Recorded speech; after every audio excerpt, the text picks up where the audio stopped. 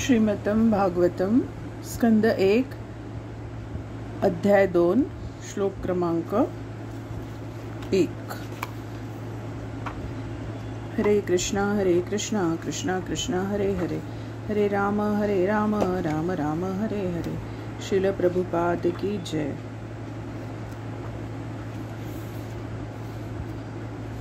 अध्याय 2 दिव्यत्व आणि दिव्य सेवा। व्यास उवाच इति संप्रश्न सृहष्टो विप्राणां रोमहर्षणी प्रतिपूज्य वचस्तेषां प्रवक्तुमुपचक्रमे। श्रील व्यासदेव म्हणाले, रोमहर्षणाचा पुत्र उग्रश्रवा श्री सूत गोस्वामी ब्राह्मणांच्या परिपूर्ण प्रश्नांनी संतुष्ट झाले। त्यांनी ब्राह्मणांना धन्यवाद देऊन त्यांच्या प्रश्नांना उत्तर देण्याचा प्रयत्न केला। तात्पर्य, नैमिषारण्यातील ऋषीमुनींनी सूत गोस्वामींना 6 प्रश्न विचारले आणि त्यानुसार ते क्रमाने त्यांची उत्तरे देत आहेत। सूत उवाच यम प्रव्रंजतम नुपेतम पेतकृत्यम द्वैपायनो विरह कातर आजुहाव पुत्रेति तन्मयतया तरवोभिनेदु स्तं सर्वभूत हृदयं मुनि मानतोस्मि। श्रील सूत गोस्वामी म्हणाले, मी महान ऋषी श्री शुकदेव गोस्वामींना सादर प्रणाम करतो। श्रील शुकदेव गोस्वामी सर्वांच्या हृदयात प्रवेश करू शकतात। जेव्हा शुकदेव गोस्वामी गृहत्याग करून संन्यास घेण्याकरिता वनात गेले तेव्हा त्यांचा उपनयन संस्कार झालेला नव्हता। त्यावेळी पुत्राचा विरह होईल या भीतीने व्यासदेवांनी पुत्राला हाक मारली। हे पुत्र, खरोखर महर्षी व्यासदेवांप्रमाणेच शोकार्त झालेल्या वृक्षांनीच तेव्हा प्रतिध्वनी करून उत्तर दिले। तात्पर्य, वर्णाश्रम व्यवस्थेने आपल्या अनुयायांसाठी अनेक नियामक कर्मे ठरवून दिलेली आहेत। अशी कर्तव्य कर्मे आज्ञा देतात की वेदाध्ययन करू इच्छिणाऱ्या साधकाने प्रामाणिक आध्यात्मिक गुरुकडे गेले पाहिजे आणि मी आपला शिष्य आहे तरी माझा स्वीकार करावा अशी विनंती त्याने त्या गुरुला केली पाहिजे। आचार्य किंवा आध्यात्मिक गुरु यांच्यापासून वेदाध्ययन करण्यास जे पात्र आहेत त्यांचे यज्ञोपवीत हे लक्षण आहे। श्रील शुकदेव गोस्वामींना अशा शुद्धीकरण संस्काराची आवश्यकता नव्हती, कारण जन्मापासूनच ते मुक्त जीव होते। सामान्यतः मनुष्य हा साधारण जीवाप्रमाणे जन्मतो आणि संस्काराची प्रक्रिया त्याच्यावर झाली की मग तो दुसरा जन्म ग्रहण करतो। तो जेव्हा नवा प्रकाश पाहतो आणि आध्यात्मिक उन्नतीकरता मार्गदर्शन शोधतो तेव्हा तो आध्यात्मिक गुरुजवळ वेदा अध्ययनाकरता जातो। आध्यात्मिक गुरु केवळ अशाच शिष्याचा स्वीकार करतात जो प्रामाणिक जिज्ञासू आहे आणि मग ते त्या शिष्याला यज्ञोपवीत प्रदान करतात। या प्रकारे मनुष्य द्विज होतो, म्हणजे त्याचा दुसऱ्यांदा जन्म होतो। त्या शिष्याला द्विजत्वाची योग्यता प्राप्त झाल्यावर तो वेदाध्ययन करू शकतो आणि वेदाध्ययनात निष्णात झाल्यावर तो विप्र होतो। अशा रीतीने तो विप्र किंवा योग्यता पावलेला ब्राह्मण परमसत्याचा अनुभव घेतो आणि वैष्णवांच्या स्थितीपर्यंत उन्नत होण्यासाठी आध्यात्मिक जीवनात पुढील प्रगती करतो। वैष्णव स्थिती ब्राह्मणाची स्नातकोत्तर योग्यता आहे। ज्याला स्वतःची उन्नती करावयाची आहे अशा ब्राह्मणाने वैष्णव होणे अत्यावश्यक आहे, कारण वैष्णव हा आत्मसाक्षात्कारी विद्वान ब्राह्मण आहे। श्रील शुकदेव गोस्वामी प्रारंभापासूनच वैष्णव होते, म्हणून त्यांना वर्णाश्रम व्यवस्थेच्या सर्व प्रक्रियातून जाण्याची आवश्यकता नव्हती। अंततः एखाद्या अपरिपक्व मनुष्याने भगवंतांचा शुद्ध भक्त किंवा वैष्णव व्हावे हाच वर्णाश्रम व्यवस्थेचा हेतू आहे। म्हणून उत्तम अधिकारी वैष्णव, ज्याला वैष्णव म्हणून स्वीकारतात, त्याच्या जन्माचा किंवा पूर्वकर्माचा विचार न होता तो ब्राह्मण मानला जातो। श्री चैतन्य महाप्रभूंनी या तत्वाचा स्वीकार केला आणि श्रील हरिदास ठाकूर हे जरी मुसलमान कुटुंबातील होते तरी त्यांनी नामाचार्य म्हणजे नामाचे आचार्य ही सन्माननीय पदवी दिली. तात्पर्य असे की श्रील शुकदेव गोस्वामी हे वैष्णव म्हणून जन्मले आणि म्हणून त्यांच्या ठिकाणी ब्राह्मणत्व अंतर्भूत होते, म्हणून त्यांना कोणत्याही संस्काराची आवश्यकता नव्हती. निम्नस्तरात जन्मलेला कोणताही मनुष्य असो, मग तो किरात, हून, आंध्र, पुलिंद, पुलकश, आभीर, शुंभ, यवन आणि खस असा कोणीही असो, अगदी त्यांच्याहूनही खालच्या प्रतीचा मनुष्य वैष्णवाच्या कृपेने सर्वोच्च दिव्य अवस्थेपर्यंत पोहोचू शकतो. श्रील शुकदेव गोस्वामी हे श्रीलसूत गोस्वामींचे आध्यात्मिक गुरु होते. म्हणून नैमिषारण्यातील ऋषींच्या प्रश्नांची उत्तरे देण्यास प्रारंभ करण्यापूर्वी ते श्रील शुकदेव गोस्वामींना सादर प्रणाम करतात. श्लोक क्रमांक 3. या स्वानुभावमखिल श्रुती सारमेक मध्यात्मदीप मतीती तीर्षतां तमोधम संसारिणां करुणयाय पुराणगुह्यं तम व्यास सुनुमु पयामी गुरुं मुनिमाम.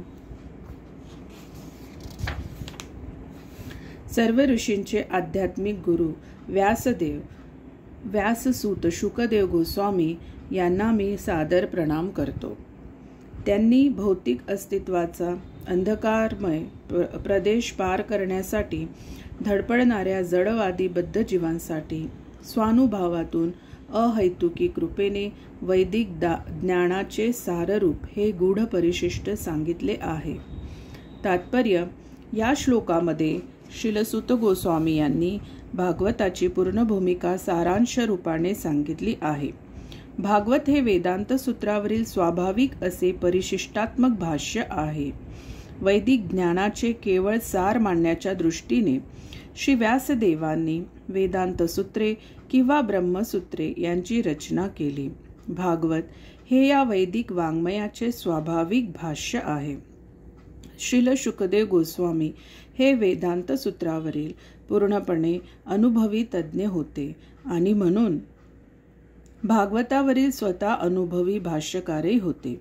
अज्ञानातून पूर्णपणे पार होण्याची इच्छा असणारे जे गोंधळलेले भौतिकवादी लोक आहेत त्यांच्यावर कृपा करण्याकरताच श्री शुकदेव गोस्वामींनी प्रथमच हे रहस्यमय ज्ञान सांगितले आहे.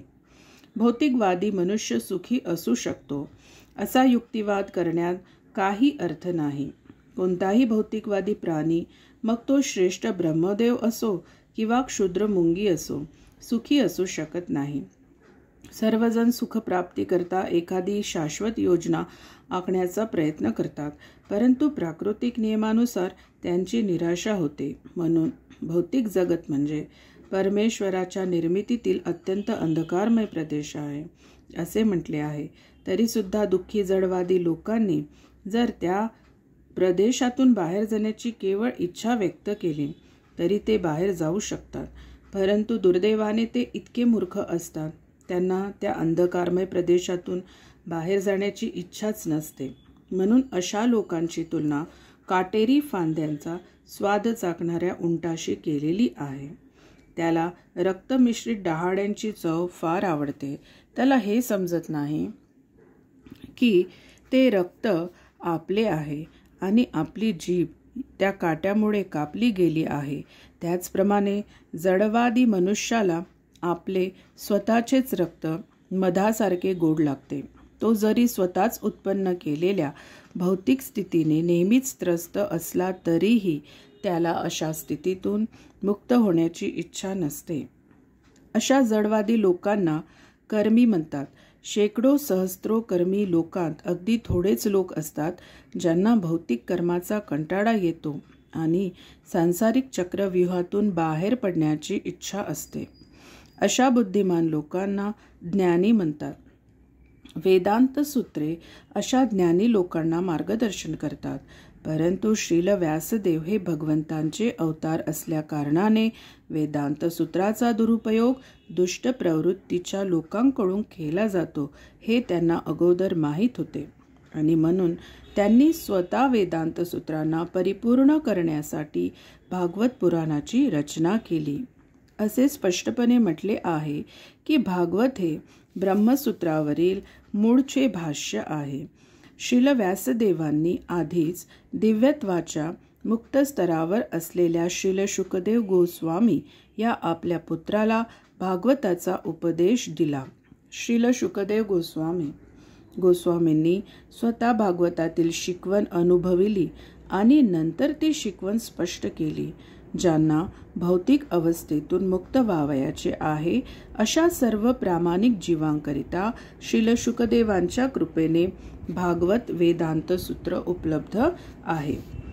भागवत हेच वेदांत सूत्रावरील भाष्य आहे. श्रीपाद शंकराचार्यांनी त्याला हेतुपूर्वक स्पर्श केला नाही, कारण त्यांना माहीत होते की स्वाभाविक भाष्याचे उल्लंघन करणे कठीण आहे. म्हणून त्यांनी आपले शारीरिक भाष्य लिहिले आणि त्यांच्या तथाकथित अनुयायांनी भागवतास नवी रचना मानून त्याचा उपहास केला. मायावादी पंथीयांनी भागवताविरुद्ध जो असा अपप्रचार चालविला आहे त्याला कोणी फसू नये. या आरंभीच्या श्लोकावरून आध्यात्मिक जीवनात प्रवेश करणाऱ्या नव्या विद्यार्थ्याला प्रथमतःच हे समजले पाहिजे की भागवत हेच परमहंसांसाठी उपदेशिलेले आणि भौतिक दूषणांपासून पूर्णतः मुक्त असे दिव्य साहित्य आहे. श्रीपाद शंकराचार्यांनी भगवान नारायण हे भौतिक सृजनाच्या पलीकडे आहेत असे मान्य केलेले असून देखील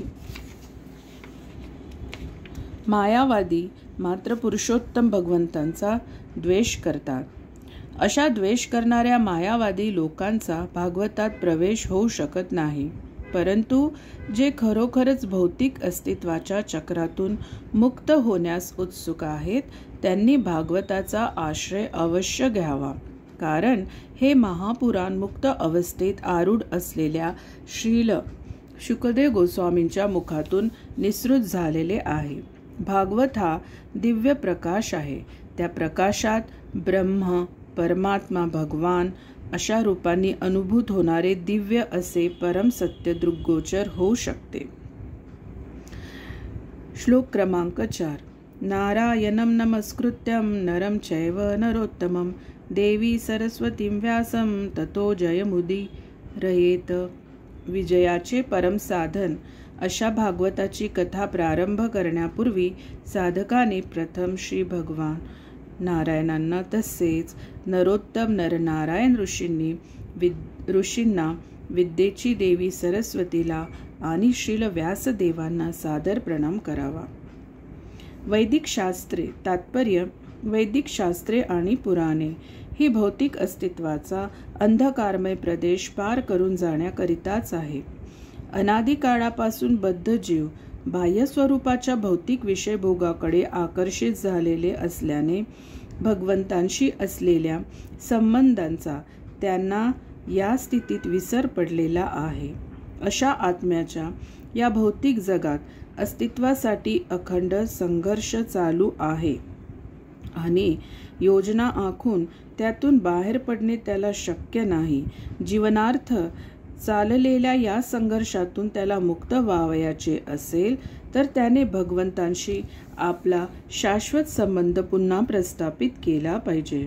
त्याला जर उपायकारक योजना ग्रहण करावयाची इच्छा असेल तर त्याने वेद आणि पुराणे यांचा आश्रय घेतला पाहिजे. मूर्ख लोक म्हणतात की पुराणांचा वेदांशी काही संबंध नाही. तथापि पुराणे ही भिन्न प्रकारच्या लोकांकरिता योजिलेली वेदांची परिपूरक स्पष्टीकरणे आहेत. सर्वच लोक एका प्रकारचे नसतात. काही लोक सत्वगुणी असतात, काही लोक रजोगुणी असतात आणि इतर लोक तमोगुणी असतात. पुराणांचे विभाजन अशा रीतीने केले आहे की मनुष्यांचा कोणताही वर्ग त्याचा लाभ घेऊ शकतो आणि मनुष्य विस्मरणात गेलेली आपली मूळ स्थिती क्रमाक्रमाने पुन्हा प्राप्त करू शकतो. श्रीलसुत गोस्वामी पुराणांची पाठपद्धती दर्शवितात. वैदिक साहित्य आणि पुराणे यांच्या प्रचारकांनी या पद्धतीचे अनुसरण करावे. भागवत हे निष्कलंक अमल पुराण आहे आणि विशेष रूपाने अशा लोकांना उद्देशून आहे की ज्यांना भवबंधनातून मुक्त होण्याची इच्छा आहे. श्लोक क्रमांक 5. मुनय साधु पृष्ठोहम भवब्धिर्लोकमंगलम यत्कृत कृष्ण संप्रशनो येनात्मा सुप्रसीदती. हे मुनींनो, मला तुम्ही चांगले योग्य प्रश्न विचारले आहेत.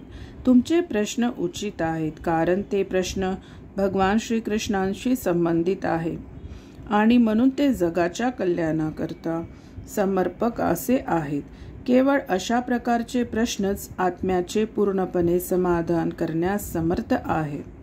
तात्पर्य: ज्या अर्थी यापूर्वीच सांगितले आहे की भागवतात परमसत्याचा बोध होतो, त्या अर्थी नैमिषारण्यातील ऋषीमुनींनी केलेले प्रश्न योग्य आहेत आणि प्रामाणिक आहेत.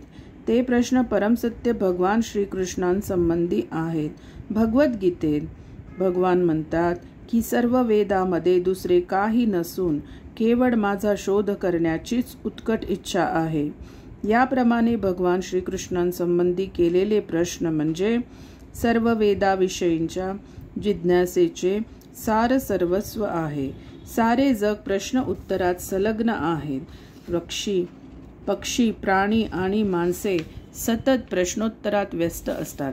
सकाळ झाली की घरट्यातले पक्षी प्रश्न व उत्तरे यात व्यग्र असतात आणि सायंकाळ झाली की तेव्हा सुद्धा तेच पक्षी परत येतात आणि पुन्हा प्रश्नोत्तरात संलग्न होतात.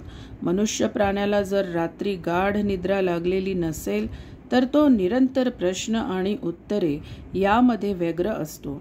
बाजारातले व्यापारी प्रश्न व उत्तरे यात मग्न असतात. तसेच न्यायालयातील वकील आणि शाळा महाविद्यालयातील विद्यार्थी प्रश्न व उत्तरे यात व्यग्र असतात. संसदेतील कायदे करणारे लोकही प्रश्न व उत्तरे यात व्यग्र असतात. तसेच राजकारणी लोक आणि वृत्तपत्रांचे प्रतिनिधी हे सर्वच प्रश्न व उत्तरे यात व्यग्र असतात. आयुष्यभर जरी त्यांनी असे प्रश्न व उत्तरे करण्याचे चालू ठेवले तरी त्यांचे मुळीच समाधान होत नाही. भगवान श्रीकृष्णांसंबंधी केलेली जी प्रश्न व उत्तरे असतात त्यांनीच केवळ आत्म्यास समाधान मिळू शकते. भगवान श्रीकृष्ण हेच आमचे अत्यंत परिचित स्वामी, जिवलग मित्र, पिता किंवा पुत्र अथवा मधुर प्रेमाचा विषय आहेत. श्रीकृष्णांना विसरून आपण अनेक प्रश्न व उत्तरे निर्माण केली आहेत, परंतु त्यापैकी एकही आपल्याला पूर्णपणे समाधान देऊ शकत नाही. श्रीकृष्णाव्यतिरिक्त सर्व साधने केवळ तात्पुरते समाधान देणारी आहेत. म्हणून जर आपल्याला पूर्ण समाधान हवे असेल तर आपण श्रीकृष्णांशी संबंधित प्रश्नोत्तरे केली पाहिजेत. विचारणा ही होणारच आणि उत्तर दिले जाणारच.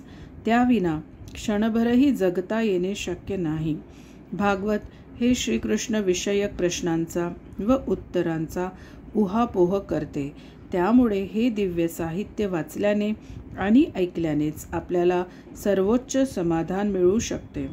म्हणून मनुष्याने भागवताचे अध्ययन करावे आणि त्यातून सामाजिक, राजकीय किंवा धार्मिक विषयासंबंधीच्या सर्व समस्या सोडवून घ्याव्यात. भागवत आणि श्रीकृष्ण हेच सर्व वस्तूंचे सार सर्वस्व आहेत.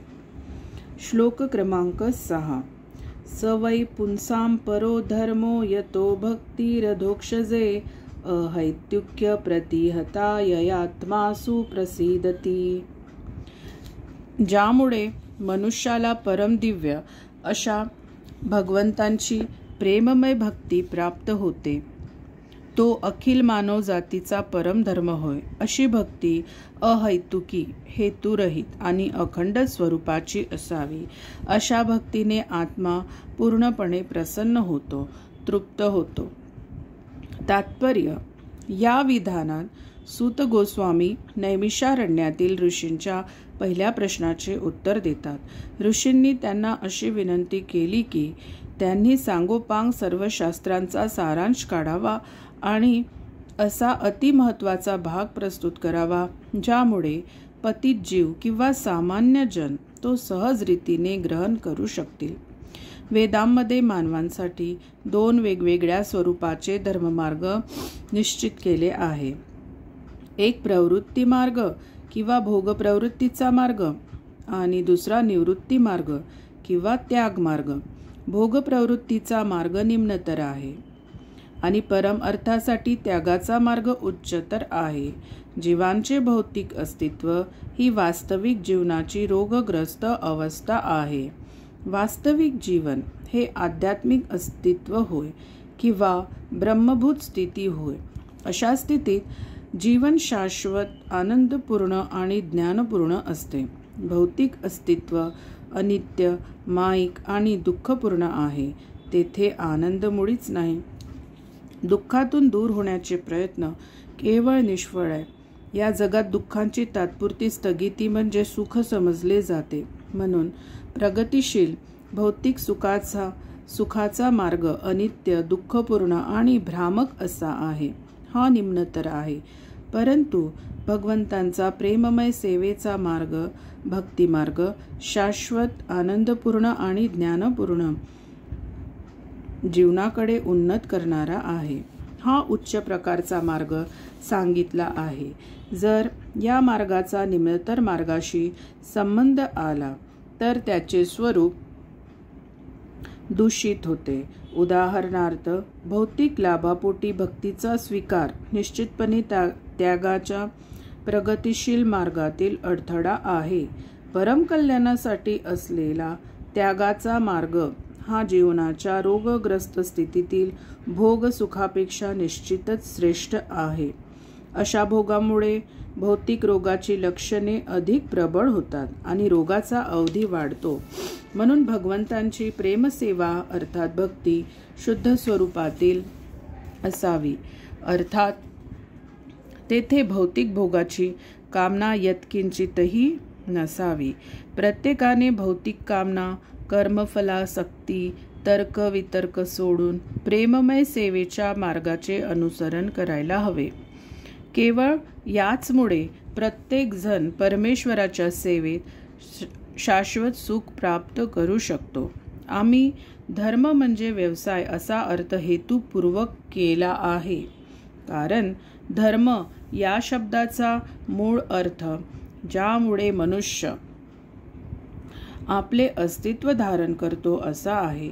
जीवाने भगवान श्रीकृष्णांशी असणाऱ्या आपल्या शाश्वत संबंधास अनुसरूनच आपल्या कर्मांचे आचरण करावे आणि हाच त्याच्या जीवनाचा आधार आहे. श्रीकृष्ण हे जीवाचे मध्यवर्ती तत्व आहे.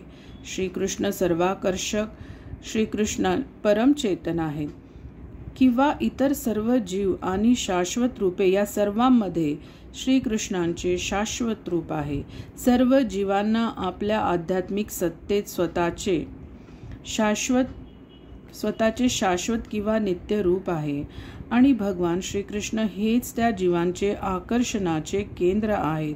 श्रीकृष्ण नित्य परिपूर्ण आहेत आणि इतर सर्व जण त्यांचे अंश आहेत. श्रीकृष्ण आणि जीव यांच्यातील संबंध किंवा नाते स्वामी सेवकाचे आहे. तो संबंध दिव्य आहे. आपल्या भौतिक जगातील जागतिक किंवा प्राकृतिक अस्तित्वाच्या अनुभवाहून तो संबंध पूर्णपणे भिन्न आहे. हा स्वामी सेवक संबंध आहे. हे सलगीचे अत्यंत स्नेहपूर्ण स्वरूप आहे. मनुष्याची प्रेममय सेवा जसजशी प्रगत होते तसतसा त्याला या संबंधाचा अनुभव येतो. वर्तमान भौतिक अस्तित्वाच्या बद्धावस्थेतही सर्वांनी भगवंतांच्या दिव्य प्रेममय सेवेत स्वतःला संलग्न करावे. त्यामुळे क्रमशः वास्तविक जीवनाची समस्या सुटेल आणि मनुष्य पूर्णपणे समाधानी होईल. श्लोक क्रमांक 7.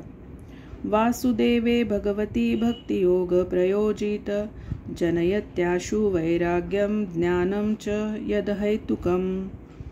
भगवान श्रीकृष्णांची प्रेममय सेवा, भक्ती सेवा करण्याने मनुष्यास तात्काळ अहैतुकी ज्ञान आणि भौतिक जीवनाविषयी अनासक्ती प्राप्त होते. तात्पर्य, जे लोक भगवान श्रीकृष्णांची प्रेममय सेवा करणे म्हणजे भौतिक भावुकता समजतात, ते असा विवाद करतात की दिव्यानुभूतीसाठी धर्मग्रंथात यज्ञ, दान, तप,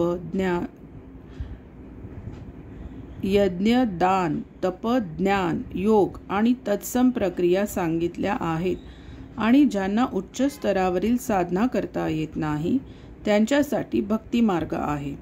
सामान्यपणे असे म्हटले जाते की भक्तिपंथ हा शूद्रांकरिता, वैश्यांकरिता आणि अल्पज्ञ स्त्री जातीकरिता आहे.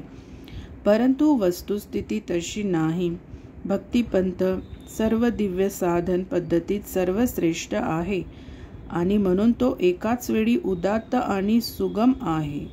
जे शुद्ध भक्त आपल्या भगवंतांशी संबंध व्हावा म्हणून तीव्र इच्छा करतात त्यांच्याकरता भक्तिपंथ उदात्त आहे आणि जे भक्ती भावनेच्या उंबरठ्यावर नुकतेच आलेले आहेत अशा नवसाधकांकरिता भक्तिपंथ सुगम आहे.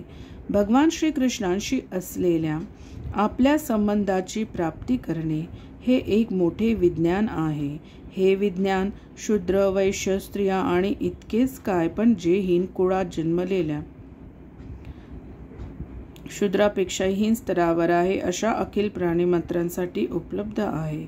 असे असताना सुयोग्य ब्राह्मण आणि महान साक्षात्कारी राजे अशा उच्च स्तरावरील लोकांबाबत काय बोलावे.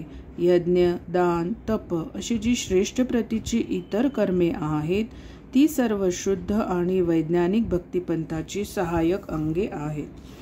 ज्ञान आणि आसक्ती ही तत्वे म्हणजे दिव्य अनुभवाच्या मार्गावरील दोन महत्त्वाच्या गोष्टी आहेत. संपूर्ण आध्यात्मिक प्रक्रिया ही सर्व प्राकृत, भौतिक आणि अप्राकृत आध्यात्मिक गोष्टींचे पूर्ण ज्ञान करून देते. अशा परिपूर्ण ज्ञानाचे फळ हे आहे की मनुष्य सांसारिक आसक्तीतून मुक्त होतो आणि आध्यात्मिक कर्मामध्ये आसक्त होतो. अल्पबुद्धीच्या लोकांना वाटते त्याप्रमाणे भौतिक गोष्टीतून विरक्त होणे म्हणजे संपूर्णपणे निष्क्रिय होणे नव्हे. चांगली किंवा वाईट फळे देणारी कर्मे न करणे म्हणजे नैष्कर्म्य होय. नकार म्हणजे सकारात्मक गोष्टींचा निषेध नव्हे. अनावश्यक वस्तूंचा निषेध म्हणजे आवश्यक वस्तूंचा निषेध होत नाही. भौतिक स्वरूपाची अनासक्ती याचा अर्थ अभौतिक अथवा आध्यात्मिक बाबतीत उदासीनता नव्हे. भक्ती मार्ग अशा सार्थक स्वरूपाच्या साक्षात्कारासाठी आहे. जेव्हा सार स्वरूपाचा साक्षात्कार होतो तेव्हा असार रूपे आपोआपच दूर होतात. म्हणून भक्तिपंथाच्या विकासासोबत इष्टरूपाची निश्चितपणे सेवा करण्याने मनुष्य साहजिकच निकृष्ट गोष्टीपासून दूर होतो आणि सर्वश्रेष्ठ गोष्टीत आसक्त होतो. जीवाचा सर्वश्रेष्ठ धर्म भगवत भक्ती हा असल्यामुळे तो भौतिक इंद्रिय भोगातून दूर होतो. शुद्ध भक्ताचे हे लक्षण आहे. तो मूर्ख नसतो, निकृष्ट शक्तीत मग्न नसतो.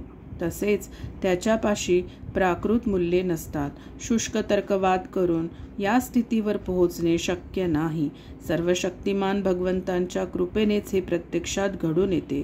निष्कर्ष असा की जो शुद्ध भक्त आहे त्याच्या ठिकाणी ज्ञान, वैराग्य इत्यादी सर्व चांगले गुण असतात.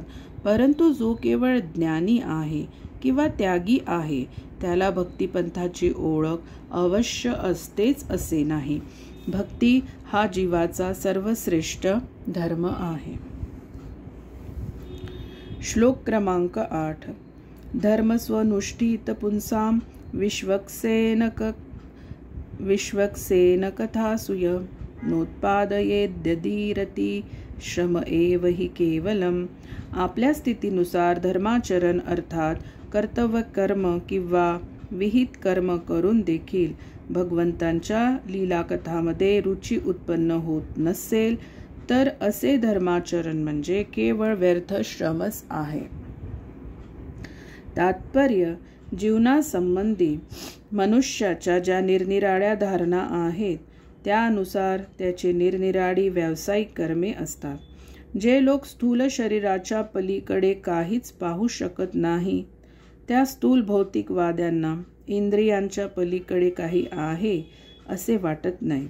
म्हणून त्यांची व्यावसायिक कार्ये पराकाष्ठेच्या विस्तृत स्वार्थ पूर्तीमध्ये सीमित असतात. ही पराकाष्ठेची स्वार्थ वृत्ती वैयक्तिक स्थूल शरीराभोवती केंद्रित असते. ही स्वार्थपरायणता सामान्यतः खालच्या प्रकारच्या पशुत दिसून येते. स्थूल शारीरिक सुखाच्या रूपाने हा विस्तृत स्वार्थ मानव समाजात व्यक्त होतो आणि कुटुंब, समाज, जात, राष्ट्र अथवा जगत यात केंद्रीभूत होतो. या भौतिकवादी लोकाहून काहीसे प्रगत असे मानसिक तर्कवादी आहेत. ते मनोराज्याभोवती हिंडत राहतात आणि शरीर आणि मन यांनी मर्यादित झालेल्या स्वार्थाच्या हेतूने कविता, तत्वज्ञान यात किंवा त्याच स्वार्थप्रेरित हेतूने कोणत्या तरी पंथात गुंतून राहतात. परंतु शरीर आणि मन यांच्या पलीकडे असा सुप्त आत्मा आहे ज्याच्या शरीरात अभाव झाल्यावर शारीरिक आणि मानसिक स्वार्थाचे क्षेत्र पूर्णपणे नष्ट होते. तथापि अल्पज्ञ लोकांना आत्म्याच्या अस्तित्वाची काही माहिती नसते. मूर्ख लोकांना आत्म्यासंबंधी काहीही ज्ञान नसते. तसेच आत्मा हा शरीर आणि मन यांच्या सीमेपलीकडे कसा आहे याचीही माहिती त्यांना नसते. त्यामुळे त्यांच्या सांसारिक कर्तव्य कर्माचे पालन करूनही ते समाधानी नसतात. आत्म्याच्या संतोषासंबंधी येथे प्रश्न उपस्थित केलेला आहे.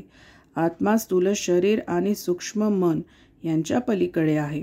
आत्मा हा शरीर व मन यांचे कार्यक्षम व शक्तिमान तत्व आहे. आत्म्याच्या आवश्यकता समजून न घेता केवळ शरीर आणि मनाच्या इच्छा पुरवून कोणीही कधी सुखी होणे शक्य नाही. शरीर आणि मन ही आत्म्याची वरवरची आवरणे आहेत.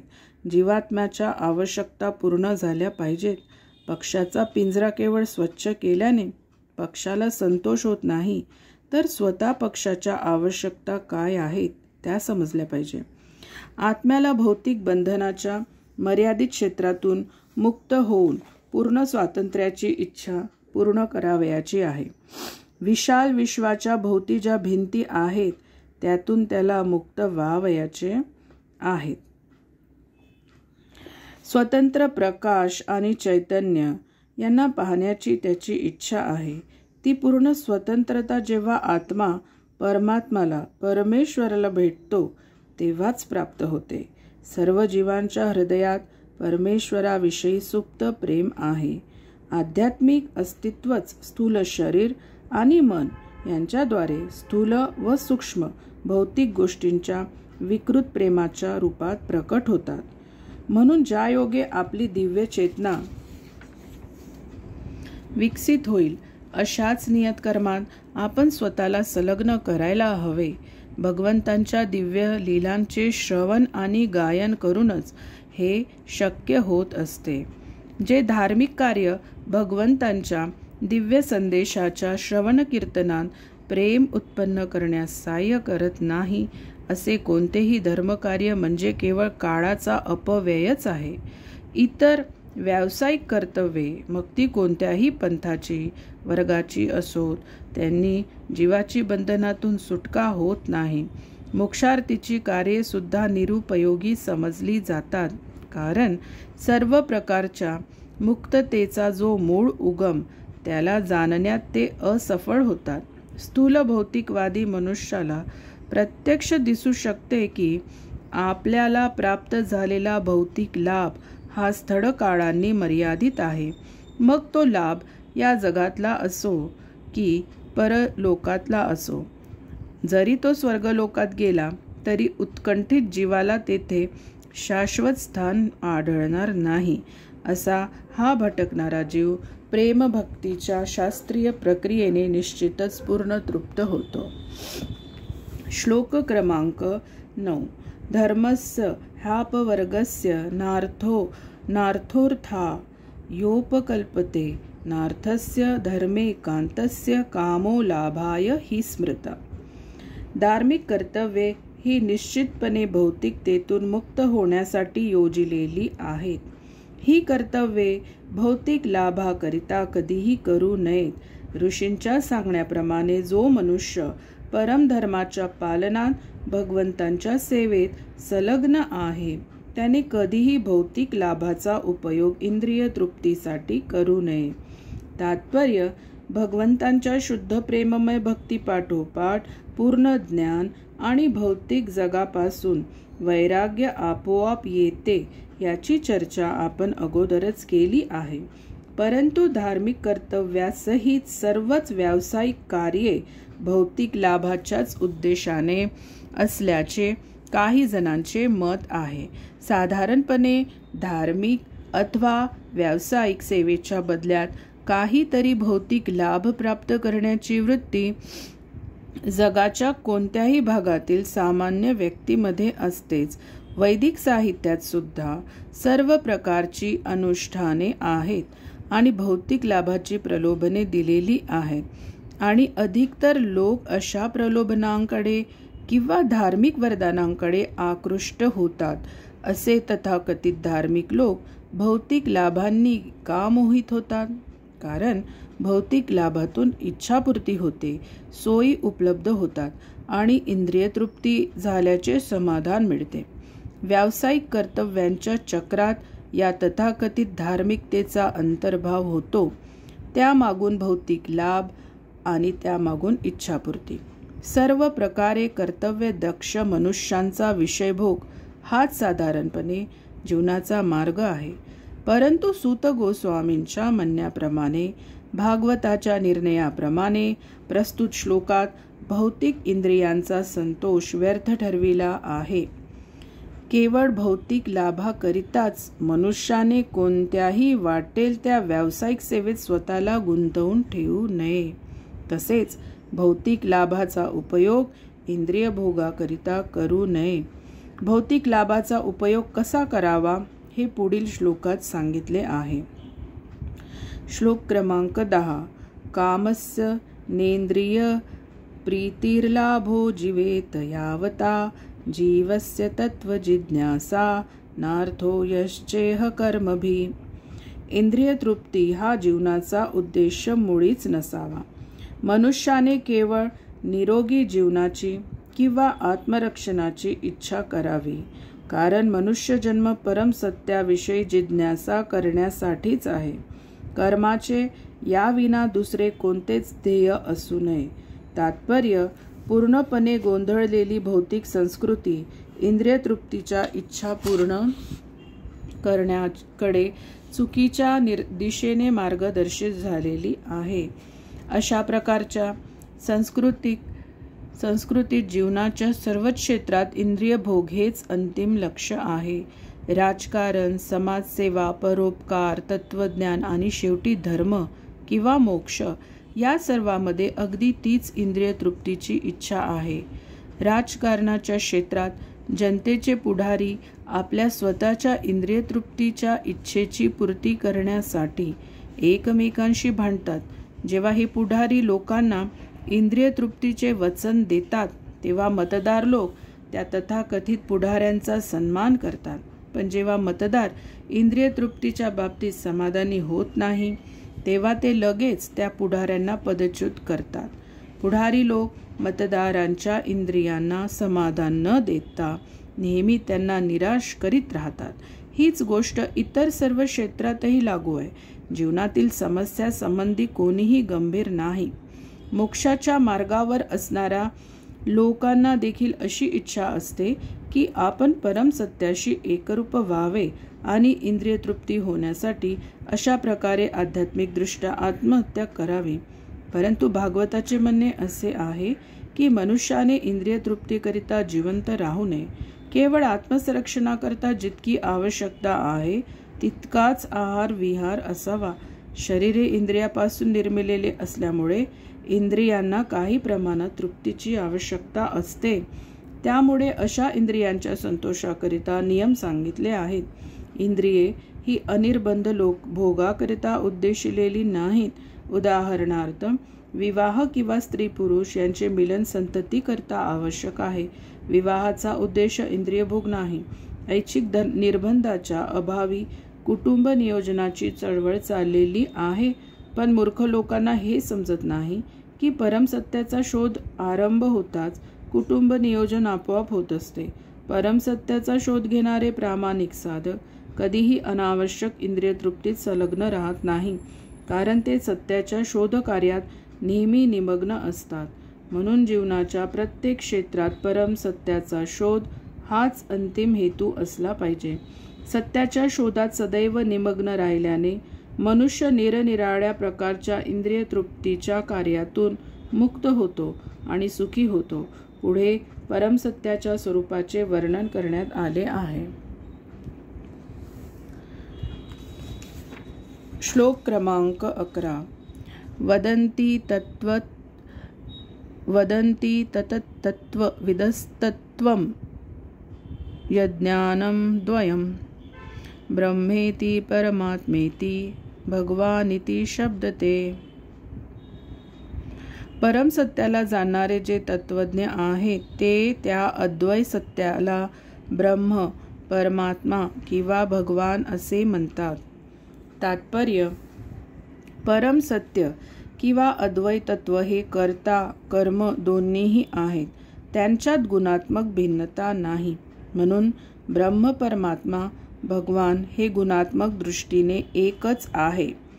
त्याच तत्वाचा उपनिषदाचे विद्यार्थी निराकार ब्रह्म, हिरण्यगर्भी किंवा योगी स्थान विशिष्ट परमात्मा आणि भक्त भगवान या स्वरूपात साक्षात्कार करतात. दुसऱ्या शब्दात भगवान किंवा पूर्ण पुरुषोत्तम हे परमसत्याचे अंतिम संबोधन आहे. परमात्मा हा भगवंतांचा अंश आहे, तर निराकार ब्रह्म हे सूर्यदेवाची जशी दैदिप्यमान किरणे आहेत तशी भगवंतांची अंगकांती किंवा ज्योती आहे. वरील शाखांपैकी किंवा इतर अल्पज्ञानी विद्यार्थी कधीकधी आपापल्या साक्षात्कारानुसार युक्तिवाद करतात, परंतु जे परमतत्वाचे पूर्ण दृष्टे आहेत ते निश्चितपणे जाणतात की परमसत्याची ही 3 स्वरूपे आहेत. ती निरनिराळ्या दृष्टिकोनातून अनुभवलेली निरनिराळी दृश्ये आहेत. भागवताच्या पहिल्या अध्यायातील पहिल्या श्लोकात वर्णिल्याप्रमाणे सर्वश्रेष्ठ सत्य हे स्वयंपूर्ण, सर्वज्ञ आणि सापेक्षतेच्या भ्रमातून मुक्त आहे. या प्राकृत जगतात ज्ञाता हा जाणल्या जाणाऱ्या वस्तूहून भिन्न आहे, पण परमसत्यामध्ये ज्ञाता आणि ज्ञेय एकच आहे. प्राकृत जगात किंवा सापेक्ष जगतात ज्ञाता हा सजीव आहे किंवा श्रेष्ठ प्रकारची शक्ती आहे, तर जी जाणावयाची वस्तू आहे ती वस्तू जड पदार्थ किंवा खालच्या प्रतीची शक्ती आहे. म्हणून येथे कनिष्ठ आणि वरिष्ठ शक्ती असे द्वंद्व आहे. परिपूर्ण राज्यात मात्र ज्ञाता आणि ज्ञेय या दोन्ही एकच सर्वोच्च शक्ती आहेत. सर्वोच्च शक्ती मानाच्या 3 प्रकारच्या शक्ती आहेत.